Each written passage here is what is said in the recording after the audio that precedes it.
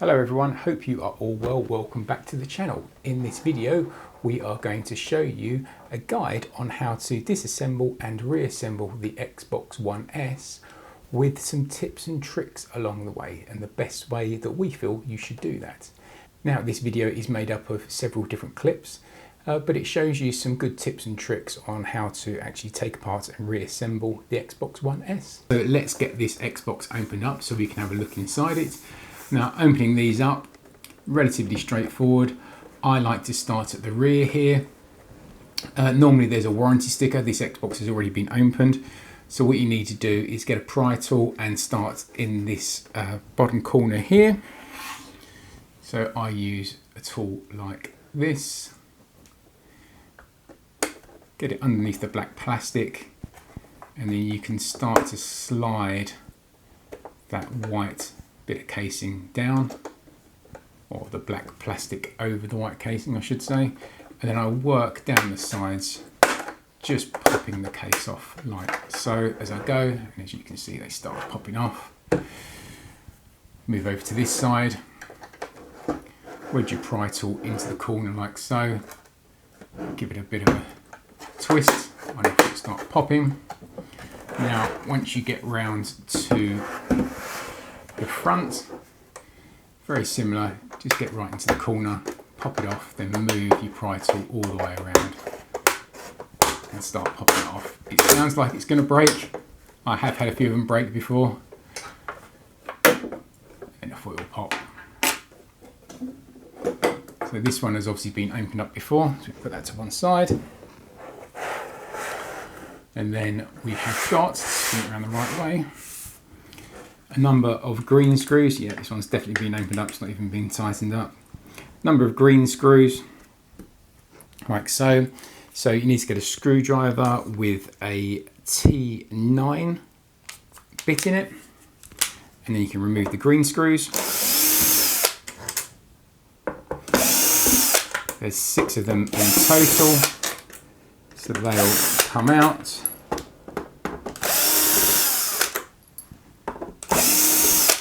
And as we are removing the motherboard, we actually do need to remove all of these screws because some of them hold the hard drive, some of them hold the motherboard in, some of them hold the DVD and power supply, so they all need to come out.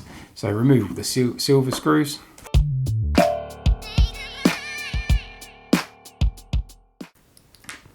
Now we need to remove these black screws here which hold the heatsink down to the base unit. Now these are T8s, so if you replace your drill bits to T8, they come as well. 1, 2, 3, 4. Now, easiest way to do this, flip the Xbox over. Now from the rear of the Xbox, pull outwards like so, pulling that way, and then lifting it and give it a bit of a wiggle, and the lid lifts off like so to the front. Now we have this RF gasket, so literally just pull that off, simple like that. And then we can start actually seeing the components. So you've got a hard drive, optical drive, our fan, which is filthy, and power supply. There is a Wi-Fi card here to the rear and the power board there to the front. They also need to come off as well. These are the black screws on here. So 3 screws on the Wi-Fi card. 3, try not to drop them like I am. And then the Wi-Fi card, just pull away and off it comes. Power board, 4 screws on there, the black type. Would be so much easier if I didn't have to hold it as well for the camera. And 4. Just gather up those screws. And then the power board, just like the Wi-Fi card, just pull it off gently and off it will pop like so. And then you can actually take out your components. So easy way to do it, start with the hard drive, put your finger in there, and that just pops off like so. Now there's 2 cables, a power cable and a data cable. put your fingers down by the connectors and just pull the connectors up.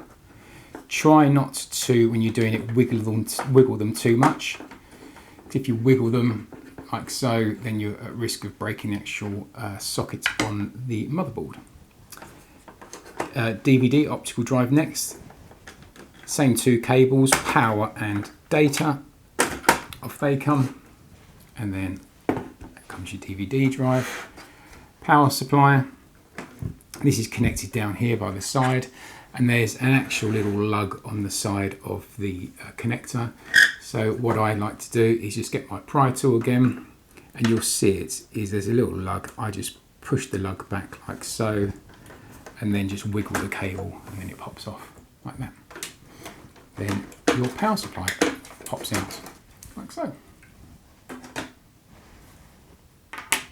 Okay, now we're free to remove the motherboard. Oh yeah, one thing I forgot.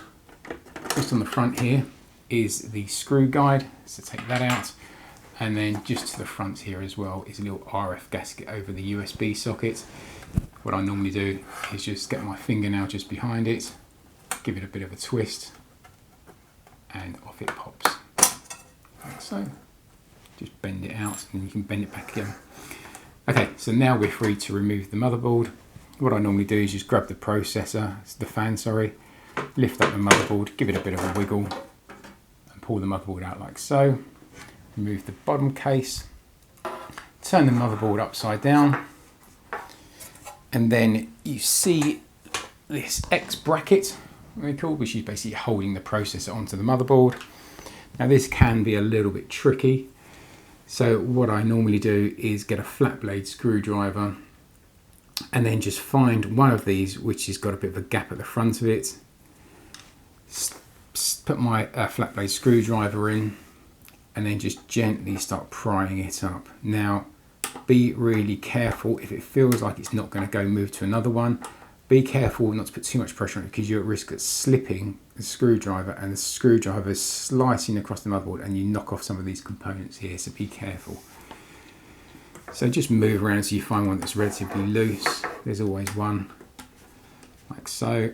Give it a bit of wiggle, that one popping up, and obviously as you get more of them popped up, the easier it comes. So spin it around, give this one a bit of a wiggle, like so. Off that one comes, and then basically you can wiggle the rest of it off. Turn the motherboard upside down while holding the fan still, because that still connects to the motherboard by the power cable just down here. And again, get your fingers as close to the connector as possible and pull upwards, and the power will come off, and then you can remove the fan.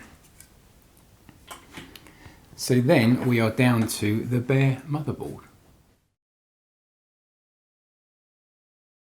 We can reassemble the Xbox. So what we need to do is start off by cleaning off the thermal paste, the old thermal paste which is on the processor, and the old thermal paste which is on the heatsink.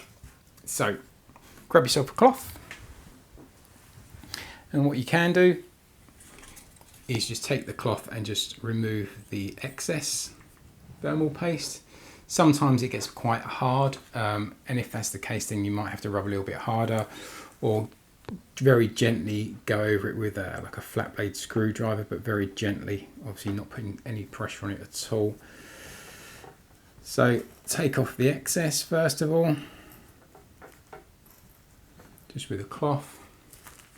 Then grab yourself some isopropyl, some IPA, give it a spray onto the processor and onto the block of the heatsink as well. And then get a cotton bud or a cotton stick, and then just go around removing any other excess you can get to. Don't worry too much if you don't get it all off around the sides, but where you should concentrate is actually on this silver square here. Again, same with the heatsink. Just clean that up nicely.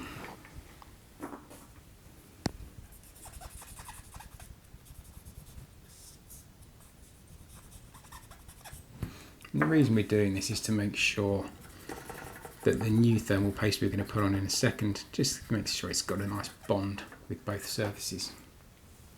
So once that's nice and clean and nice and shiny, get yourself thermal paste.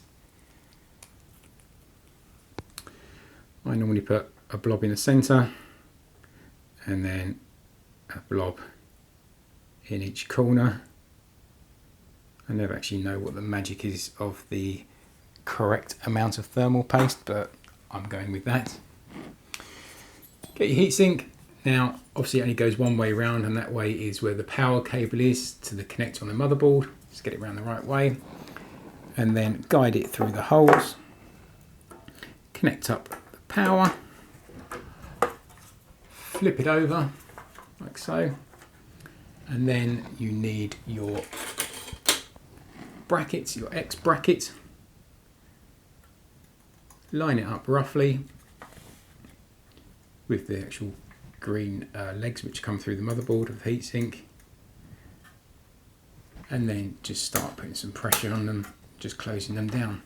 Now obviously the one you get to last is the most difficult one, so you need quite a bit of pressure on there. Then just go around and just make sure they're clicked into place, and you should be able to rub your finger over there, and they shouldn't be protruding through the X plate, so it should be pretty much level. Okay, now that's done. What you need to do is grab your bottom chassis plate or base. Then with the ports at the back, you feed the ports in first of all. Make sure they're fitted through, and then just drop the motherboard in. Now on the underside there are a couple of black lugs which come through the chassis, so you need to make sure that they're aligned like so. They'll pop through. There's one there and then one at the front that pops through just like that. So once that lug and that lug is through, you know it's home correctly. Now next thing, don't forget your little RF gaskets, your little shield that we took off just above the USB port. Give it a bit of a squeeze, and then it just slots over the actual chassis at the front there, just like so. Now you can start adding the components. So let's pop in our power supply first of all. Now this only goes in one way around, the actual connector. There's a little plastic lug which goes to the outside of the case. Push that in until it clicks, like so. You'll hear it click, it's only a gentle click, and then wind the power supply in so the cable sits nicely above it. And these little lugs, there's some holes in the actual motherboard.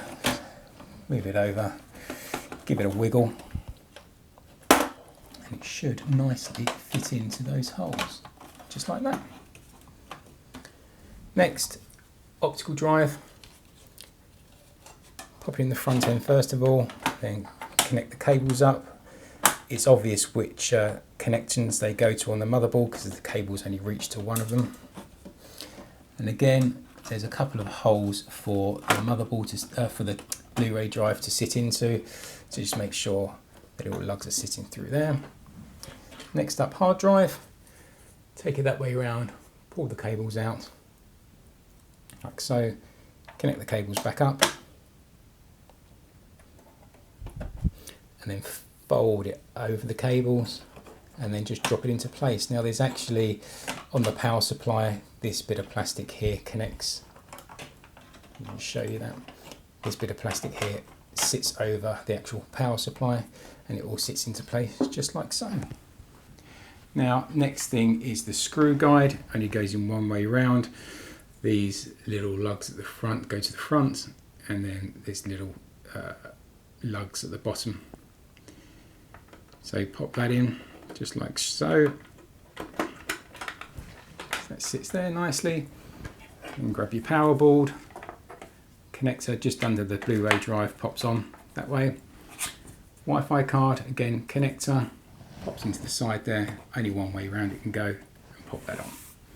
Now what I find the easiest thing to do is we need to flip it over and do the screws up. So I actually get the RF shield, case and put that over first of all.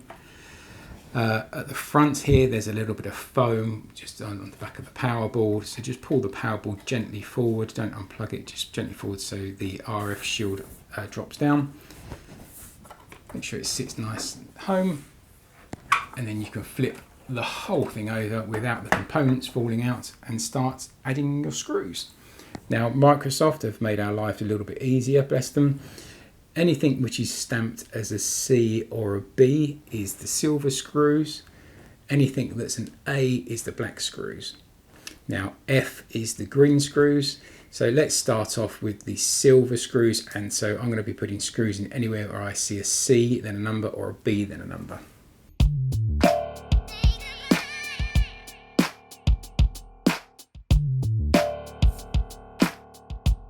So that's all the silver screws. Now we're going to go to our black screws, and this is for the heat sink and they are labelled A.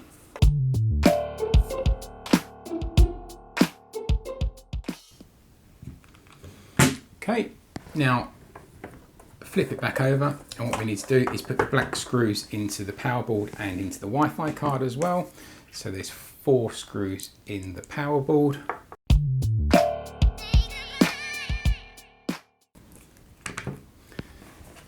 Slide it around so we can get to the Wi-Fi card. 3 screws into the Wi-Fi card, that's 3 black screws.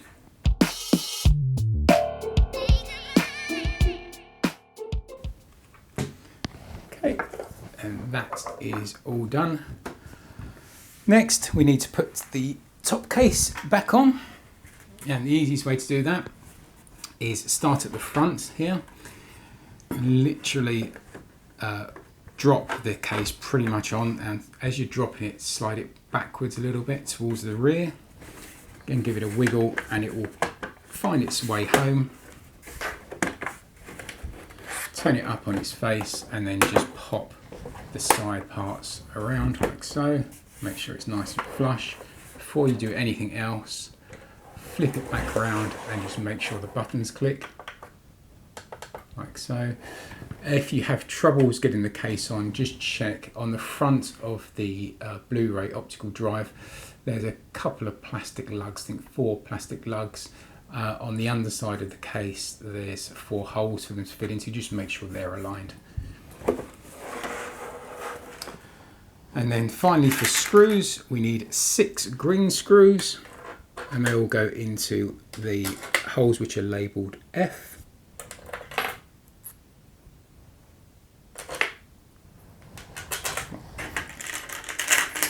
6, and they attach the case to the rest of the Xbox.